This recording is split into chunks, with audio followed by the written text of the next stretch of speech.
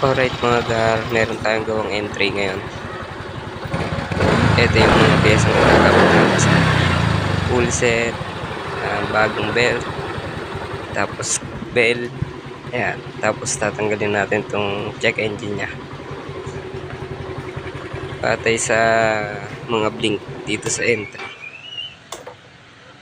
Ang diagnose ko dito is error 24. Batay sa blink nya. Ayan, kung bibilangin nyo yung blink 1, 2, tapos 1, 2, 3, 4 na mabilis. Ayan. Rise. Ayan, nabuksan ko na nga. Ito yung tinatawag na error 24.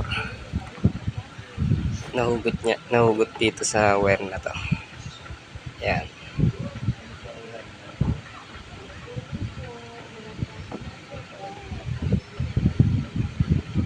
Ayan, dyan niya yung napaso pa. Mainit pala yung makina. Hinangan na tayo, hinangan.